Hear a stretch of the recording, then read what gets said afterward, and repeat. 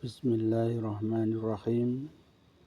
Asyhadu an la ilaha illallah wa asyhadu anna Muhammadar Rasulullah.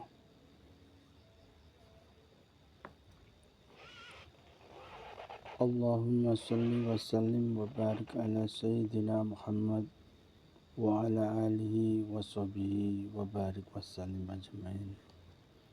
Assalamualaikum warahmatullahi wabarakatuh. Di sini dalam kesempatan ini kami akan mengupas tentang pengalaman di negara kita, di tanah air kita,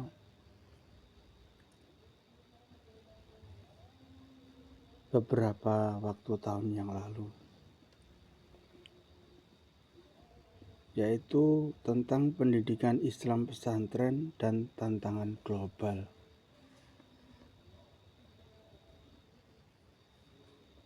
Kurikulum anti-radikalisme dalam pendidikan pesantren dan kaderisasi ormas. Dalam suatu pengalaman, saya bacakan dalam satu buku ini ya. Satu demi satu peristiwa kekerasan berlatar terorisme terjadi di tanah air. Terakhir terjadi penembakan aparat kepolisian yang sedang berjaga di Solo oleh sekelompok teroris muda yang menyebabkan korban jiwa di pihak polisi. Tak henti-hentinya negeri ini diguncang oleh aksi-aksi kekerasan terorisme atas nama agama. Ini dalam pengalamannya, sekelumit dalam pengalamannya, saya bacakan dulu. Dengan mengeksploitasi doktrin jihad sedemikian rupa sebagai amunisi gerakan perlawanan.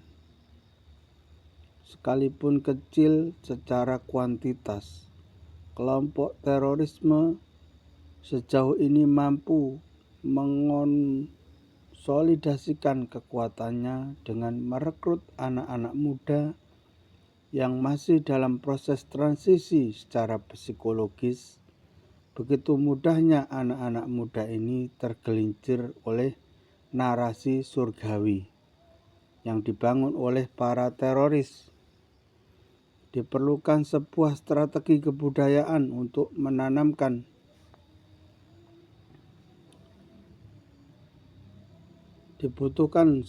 sebuah strategi kebudayaan untuk menanamkan nilai-nilai peradaban yang pro kehidupan. Strategi semacam ini bisa dimulai dan dikembangkan melalui institusi pendidikan, terutama lembaga pendidikan Islam seperti madrasah dan pesantren. Memang tidak ada faktor tunggal penyebab radikalisme dan terorisme.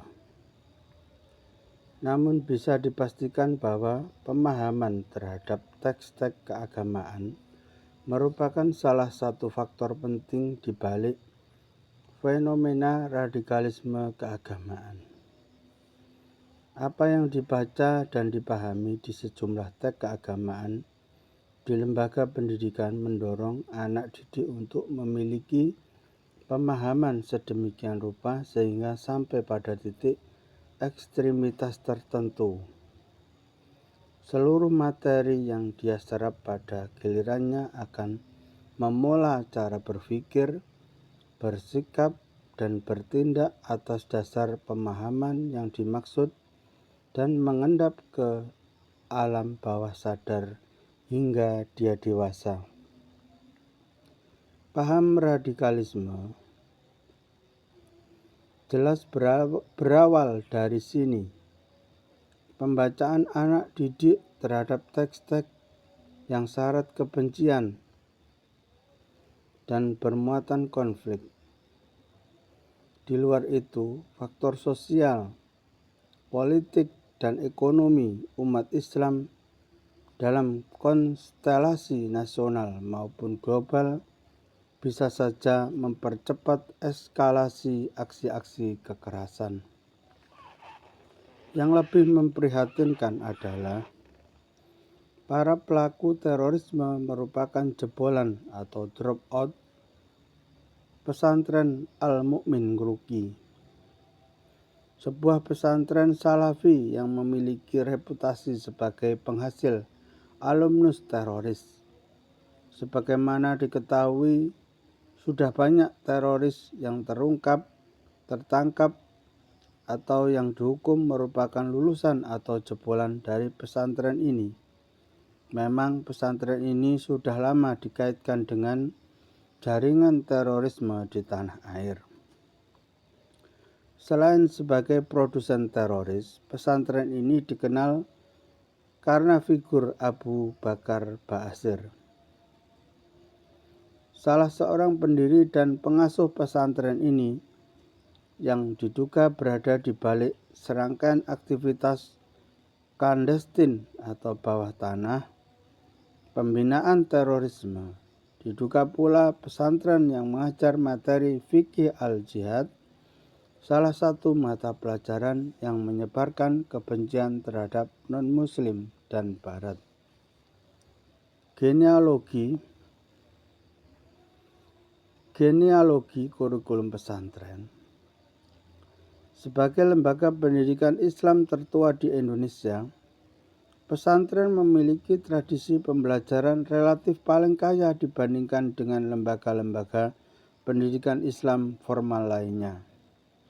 Dengan demikian, lembaga pendidikan pesantren dalam dirinya mempresentasikan sebuah model pembelajaran yang sudah sedemikian matang. Pengajian kitab kuning yang dilakukan melalui metode sorogan, bandongan, dan halaqah menjadi bukti betapa lembaga pesantren ini memiliki tradisi pembelajaran yang mandiri, mapan, dan berbeda dari lembaga pendidikan Islam model klasikal atau formal. Penerjemahan teks Arab ke bahasa Jawa melalui huruf Arab pegon menjadi model pemahaman teks Arab yang hingga kini masih tetap dipertahankan di sejumlah pesantren besar di Jawa. Inilah sejumlah local genius yang menggambarkan orisinalitas model pembelajaran di pesantren yang tidak terharga nilainya secara peradaban. Pada mulanya, pesantren menjadi sebuah pusat pendidikan yang hanya mengajarkan kitab-kitab klasik berbahasa Arab. Memang tidak semua kitab berbahasa Arab diajarkan di pesantren. Terdapat sejumlah kitab berbahasa Arab yang pantang untuk tidak mengatakan diharamkan diajarkan di pesantren. Kitab-kitab berhaluan Syiah dan Mu'tazilah misalnya merupakan contoh bahan-bahan bacaan yang tabu diajarkan di pesantren. Bahkan kitab-kitab yang berbahasa Arab kontemporer, sekalipun berhaluan sama dengan kitab-kitab klasik tertentu, bukan menjadi bahan pembelajaran di pesantren. Buku yang ditulis oleh sejumlah ulama belakangan seperti Ibnu Taimiyah misalnya, niscaya akan sangat sulit ditemukan di pesantren. Inilah yang kemudian membentuk tradisi pengajian kitab kuning dengan kitab-kitab tertentu sebagai bahan pembelajaran yang dianggap dan disepakati oleh para ulama pesantren sebagai sumber rujukan paling absah bagi para santri. Para kiai pesantren menyebutnya sebagai Al-Kutub Al-Mu'tabaroh atau buku-buku yang disepakati. Dengan demikian, pesantren lebih menggambarkan sebagai lembaga konservasi kitab-kitab tertentu yang berhaluan mazhab tertentu pula. Pertumbuhan pesantren besar di Indonesia, terlebih di Jawa, sebenarnya merupakan sindikasi antar ulama yang terdidik di Mekah terutama di bawah bimbingan ulama-ulama berhaluan mazhab Syafi'i. Sejumlah nama besar yang pernah melahirkan pesantren besar di Jawa adalah nama-nama yang tidak terlepas dari sentuhan para guru dari Makkah tersebut, seperti Kiai Haji Hasyim Asy'ari dari Tebu Ireng Jombang, Kiai Haji Mahfud Termas Pacitan, Kiai Haji Khalil Bangkalan, Kiai Haji Maksum Lasem Rembang, dan seterusnya. Figur-figur inilah sekembalinya di tanah air membentuk sindikasi tradisi pembelajaran yang berkiblat pada tradisi pembelajaran di Mekah tersebut. Kitab-kitab yang telah dipelajari selama belajar di Mekah selanjutnya secara kreatif diterjemahkan dalam konteks lokalitas Indonesia melalui metode terjemah gandul dengan huruf Arab Bagon. Sekalipun mayoritas pesantren mengajarkan berbagai disiplin fun keilmuan Islam, pada prakteknya masing-masing pesantren besar di Jawa memiliki kekhasan masing-masing yang menjadi keunggulan dan daya tarik bagi masyarakat. Akibat kadar kepakaran atau expertise yang dimiliki oleh ulama kiai pengasuhnya, pesantren Tebu Ireng pada awalnya dikenal sebagai pesantren yang mengajarkan ilmu hadis. Semata-mata karena Hadrat Al-Syekh dikenal sebagai pakar hadis.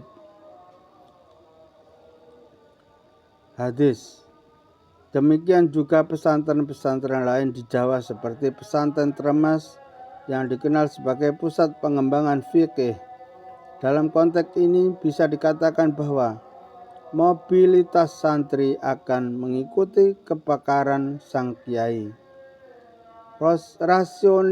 Rasionalitas santri menuntut ilmu pada pesantren tertentu lebih disebabkan keahlian dan kepakaran keilmuan yang dimilikinya. Setelah santri merasa cukup dengan bekal ilmu yang didapatkan dari sang kiai, maka dia pun mengembar ke pesantren lain untuk belajar disiplin ilmu lainnya. Secara umum terdapat sekurangnya 5 disiplin keilmuan yang diajarkan di pesantren. Pertama, ilmu linguistik dan gramatikal, bahasa Arab sebagai ilmu bantu atau ilmu alat sebagai bekal mempelajari kitab-kitab kuning seperti nahwu dan shorof. Di bawah disiplin ini terdapat sejumlah kitab kuning sebagai bahan pembelajaran yang tingkat kesulitannya berjenjang mulai dari yang paling rendah sampai yang paling tinggi, seperti kitab Al-Jurumiyah Imriti hingga Alfiyah Ibnu Malik. Kedua, ilmu tafsir merentang dari kitab tafsir Al-Jalalain, tafsir Al-Munir, dan seterusnya. Ketiga, ilmu hadis yang berjenjang mulai dari Al-Arba'in Nawawi, Bulugh Al-Maram, Subul Al-Salam, hingga kitab-kitab hadis kanonikal seperti Sahih Al-Bukhari, Sahih Muslim, Al-Muwatta, dan seterusnya. Keempat, ilmu fikih seperti Fathah Al-Qorib, Fathah Al-Wahhab, dan Fathah Al-Mu'in. Kelima, akhlak tasawuf seperti Sulam At-Taufiq, Sulam An-Najah, hingga Ihya Ulumuddin.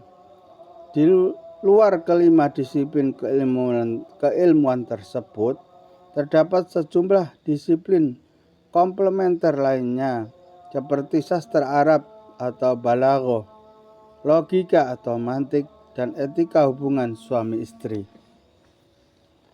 Pendekatan komparatif. Melihat betapa kayanya khasanah intelektual pesantren, bisa dipahami jika santri mendapatkan pengayaan perspektif yang luar biasa besarnya. Pengayaan perspektif itu bisa didapatkan misalnya melalui perspektif komparatif yang digali dari pandangan para ulama tempo dulu tentang berbagai hal, sebagaimana terekam dalam kitab-kitab kuning di atas. Mayoritas kitab-kitab di atas hampir dipastikan memuat perspektif komparatif tentang isu yang tengah dibahasnya. Di bidang fikih misalnya, perspektif komparatif semacam ini dikenal dengan fikih muqaronah atau perbandingan fikih. Terdapat banyak kitab kuning yang secara spesifik membahas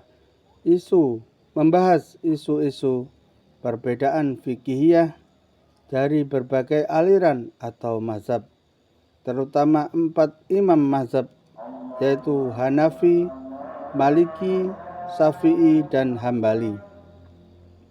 Salah satu di antara kitab-kitab tersebut adalah Al-Mizan Al-Kubra, sebuah kitab yang mengulas masalah-masalah fikihiyah dari yang remeh-remeh seperti rukun syarat berwudu atau sholat hingga yang berat seperti hukum mawaris.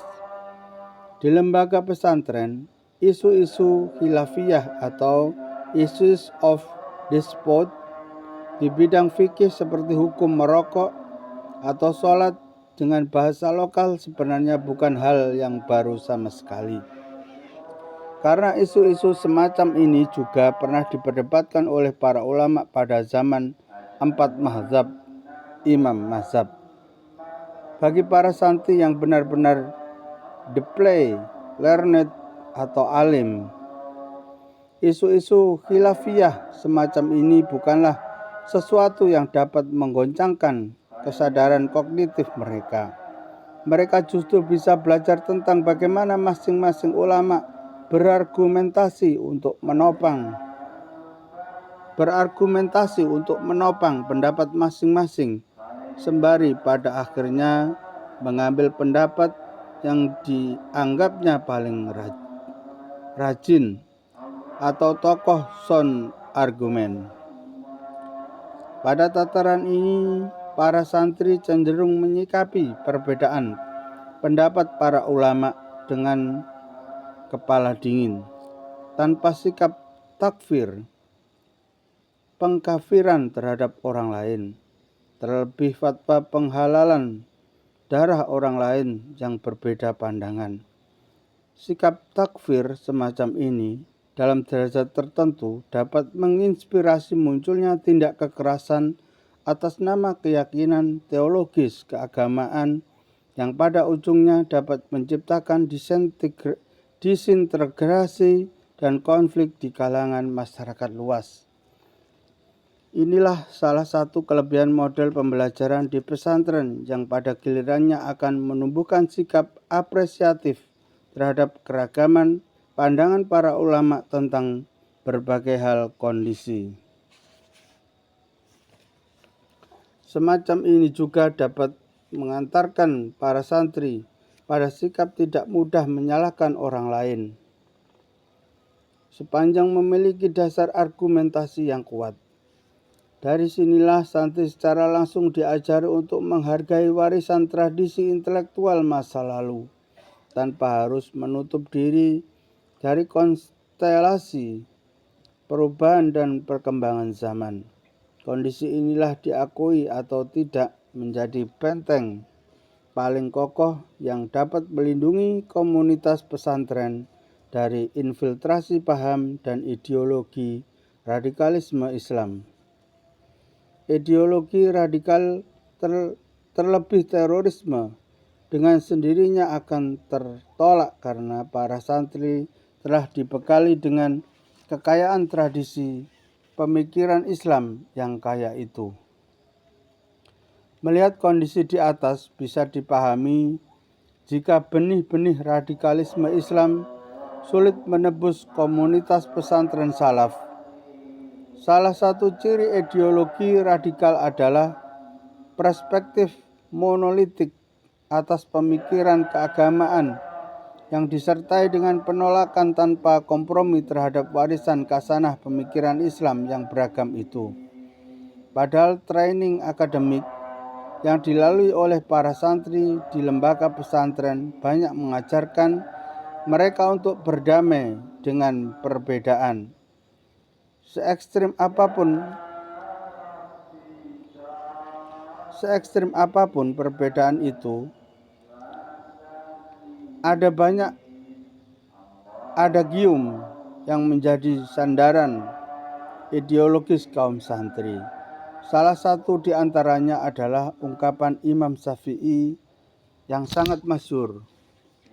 Pendapat saya benar, tetapi ada kemungkinan salah. Dan pendapat orang lain salah, tetapi ada kemungkinan benar. Kombinasi antara berbagai elemen fundamental kitab kuning di atas membentuk konfigurasi moralitas pesantren berkontribusi terhadap kelahiran teologi moderat. Di kalangan pesantren salaf terdapat sebuah gugusan ajaran dan gagasan teologis yang kemudian dikenal sebagai paham al-ahlu sunnah wal jamaah, sering disingkat aswaja. Sebagai penanda ideologi moderat, komposisi ajaran aswaja terdiri dari 3 komponen utama. 1. Pada disiplin fikih mengikuti pendapat 4 imam mazhab. 2. Pada disiplin akidah mengikuti paham Asy'ariyah dan Maturidiyah. Dan 3. Pada disiplin akhlak tasawuf mengikuti pandangan sufistiknya Imam Al-Ghazali. Ketiga, disiplin ini dikenal sebagai pembentuk moderatisme pesantren yang kemudian memancar ke seluruh landscape keberagaman Indonesia melalui agen-agennya seperti para individu alumni dan ormas keagamaan seperti Nahdlatul Ulama. Disverifikasi kurikulum pesantren. Dewasa ini lembaga pesantren telah tumbuh dan berkembang sedemikian pesat menjadi pusat pendidikan yang begitu masif dan variatif. Jika dulu lembaga pesantren selalu disosiasikan sebagai pusat pembelajaran kitab-kitab klasik abad pertengahan, maka tidak demikian untuk masa sekarang.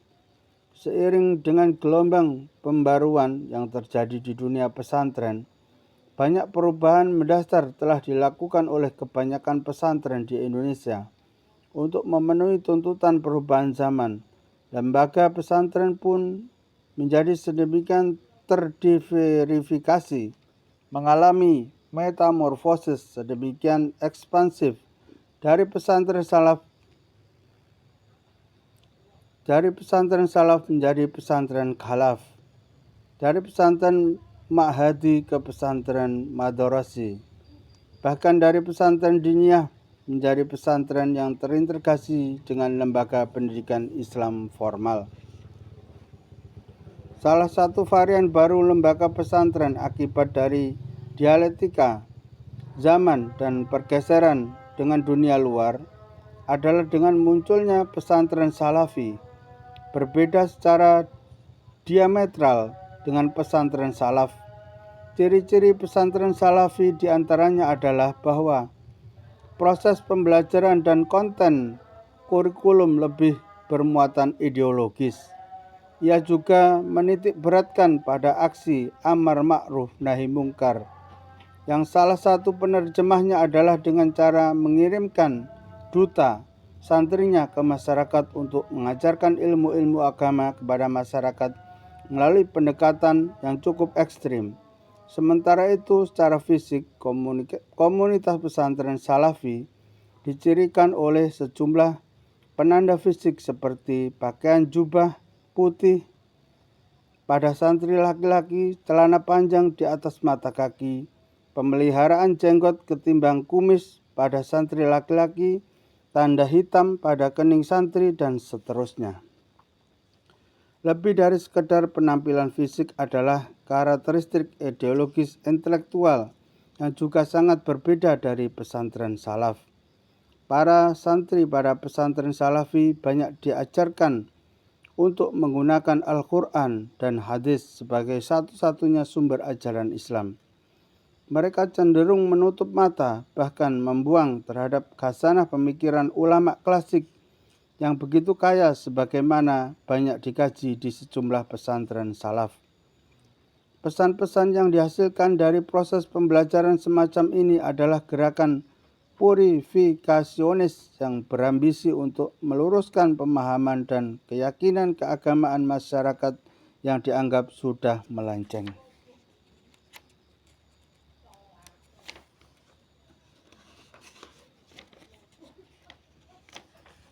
Jauh dari ajaran Islam yang sesungguhnya melalui pendekatan terlibat langsung, direct engagement, dalam sejumlah aksi pelarangan dan pembid'ahan, mereka juga tidak mempercayai lagi pesantren-pesantren salaf dan pesantren lain yang berhaluan moderat. Komunitas pesantren salafi mengemas ideologi antagonistiknya melalui pengonstruksian kurikulum pembelajaran yang menggunakan kitab-kitab berbahasa Arab kontemporer sebagai bahan bacaannya. Hal ini akibat dari merebaknya jaringan salafi internasional dengan pesantren yang dimaksud. Salah satu mata pelajaran yang diajarkan di pesantren jenis ini adalah fikih al-jihad, yang berisi himpunan pandangan ulama salafi tentang ancaman bahaya musyrik, kafir, dan kehidupan jahiliyah modern. Di sejumlah pesantren salafi seperti Al-Mu'min Ruki, mata pelajaran ini terdiri dari teori dan praktek. Jika elemen teori banyak dibahas bagaimana posisi dan argumentasi jihad dalam Islam, maka dalam elemen praktik para santri diajari tentang seni bela diri, mengangkat senjata, bahkan operasi perang kota dan penyerangan terhadap musuh-musuh Allah. Tentu saja pola disverifikasi lembaga pesantren yang sedemikian masif itu tidak perlu diratapi. Tidak ada seorang pun berhak untuk menghentikan laju perubahan pesantren, karena sejak kelahirannya ia tumbuh dan berkembang secara otonom dari masyarakat. Namun demikian, pembelajaran ideologi salafi tidak banyak meruangkan tradisi intelektual di kalangan ulama Islam klasik. Selain itu, cara-cara yang digunakan para santri dan alumninya dalam proses transformasi sosial politik lebih banyak dilakukan secara radikal. Sebuah cara transformasi yang kurang menarik simpati dari masyarakat luas. Pendekatan dakwah kelompok ini cenderung kaku, monolitik, dan menceraikan diri dari khasanah tradisi intelektual Islam klasik. Keberadaan pesantren salafi sebenarnya bisa dikatakan sebagai antitesis dari pesantren salaf. Jejaring pesantren salaf melalui alumninya dan ormas keagamaannya dipandang oleh komunitas pesantren salafi tidak mengubah apapun dari realitas keberagaman umat Islam di Indonesia. Bahkan ada kecenderungan pesantren salaf dianggap terlalu lemah dan memperlakukan elemen budaya non-Islam yang begitu kuat mencengkeram jantung kehidupan masyarakat muslim dan cenderung larut dalam langgam kehidupan yang jauh dari nilai-nilai Islam itu. Pesantren salaf dianggap terlalu mengalinasikan diri dari lari dari tanggung jawab, meluruskan yang bengkok itu. Untuk itulah mereka menganggap perlu mendirikan pusat pembelajaran yang berisi antitesis terhadap ajaran pesantren salaf yang dimaksud. Dengan memasukkan elemen-elemen kajian normatif tentang perlunya melakukan gerakan purifikasi, amar ma'ruf nahi mungkar, dan berjihad di jalan Allah dengan tingkat intensitas lebih banyak dibanding dengan materi lainnya. Oleh karena itu, tidak mengherankan jika alumnus pesantren salafi jauh lebih berkarakter dalam memurnikan ajaran Islam di masyarakat dan memiliki pendekatan lebih radikal dibanding dengan alumnus pesantren salaf. Dalam melakukan proses transformasi sosial budaya, memang jenis pesantren salafi memiliki segmen tersendiri di kalangan masyarakat muslim. Hal ini terbukti dari eksistensi sejumlah pesantren salafi di Indonesia yang tetap bertahan di tengah stigma negatif masyarakat kebanyakan dan selalu mendapatkan raw input dari kalangan masyarakat. Namun yang perlu dipertimbangkan lebih jauh bagi komunitas pesantren salafi adalah realitas tantangan yang semakin kompleks. Jika mereka tetap mengedepankan pendekatan antagonistiknya dalam menyampaikan pesan-pesan Tuhan, bukan mustahil pada suatu saat nanti jenis pesantren ini tidak akan dilirik oleh orang dan perlahan namun pasti akan ditinggalkan oleh para pemangku kepentingan. Catatan penutup yaitu konstruksi kurikulum anti-radikal. Mempertimbangkan fenomena radikalisme dan terorisme di masyarakat yang semakin marak akhir-akhir ini, pertanyaannya adalah sejauh mana pesantren perlu mengakomodasi sebuah struktur kurikulum yang memperkenalkan paham-paham radikal agar para santri waspada terhadap bahaya radikalisme. Melihat kiprah pesantren selama ini, pertanyaan tersebut sebenarnya merupakan pertanyaan retorik yang tidak memerlukan jawaban. Artinya, dengan modalitas intelektual yang selama ini dimiliki, pesantren non-salafi terbukti telah memberikan kontribusi signifikan bagi pembentukan dan pengembangan modus keberagaman moderat. Dalam landscape keberagaman masyarakat muslim, pesantren adalah produsen ideologi Islam moderat. Sekalipun derajat moderatismenya tidak ditegaskan secara eksplisit di dalam teks-teks kitab kuning. Selanjutnya, dengan demikian, kurikulum pesantren non-salafi di dalam dirinya sendiri terbukti telah mencukupi dalam pembentukan entitas Islam yang rahmatan lil alamin. Namun demikian, sebagai upaya untuk memperluas cakrawala paham-paham di luar teks-teks kitab kuning, ada baiknya pesantren memberikan ruang yang lebih terbuka bagi proses dialektika pemikiran yang lebih luas. Konsekuensinya bukan hanya pemikiran Islam radikal yang diperkenalkan di pesantren beserta counter argumennya, tetapi juga aliran-aliran pemikiran lain yang selama ini dilarang diajarkan di pesantren-pesantren pada umumnya, seperti pemikiran Syiah, Mu'tazilah, dan lain sebagainya.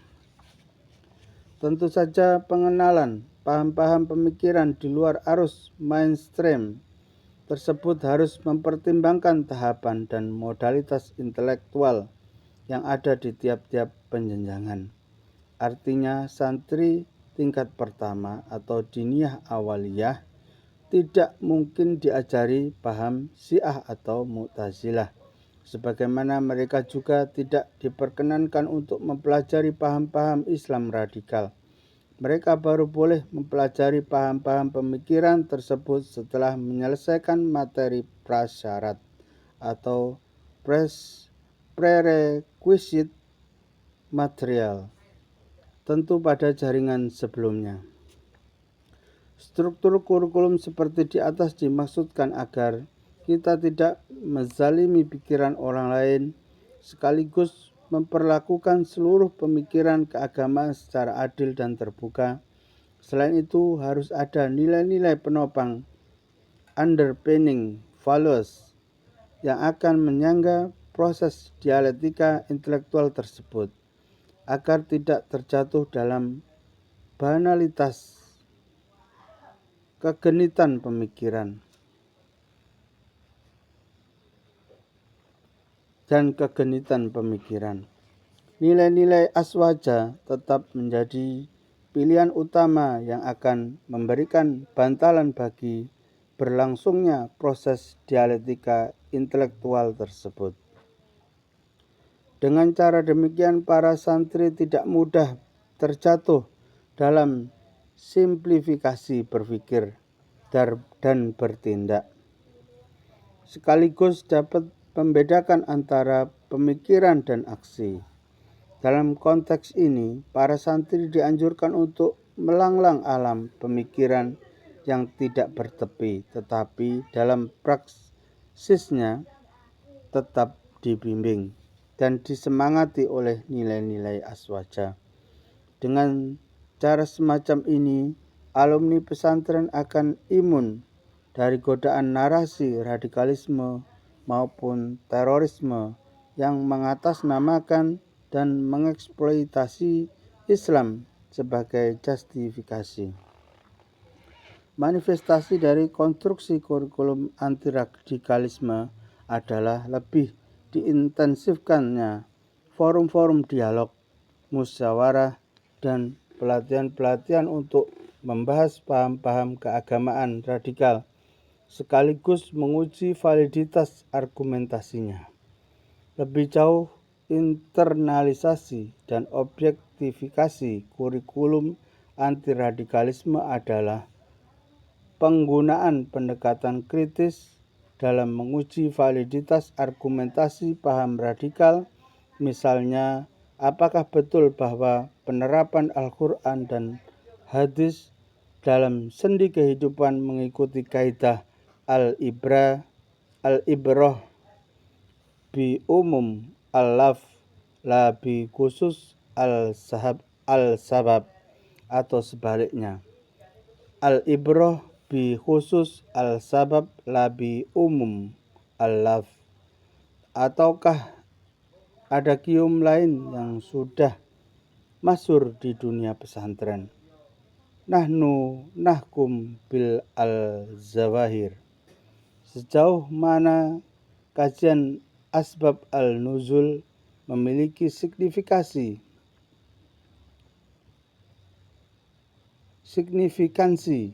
dalam memahami ayat-ayat Al-Quran. Sejauh mana pula kajian asbab al-wurud memiliki signifikansi dalam memahami hadis-hadis Nabi. Bagaimana pula para ulama memiliki variasi pendapat tentang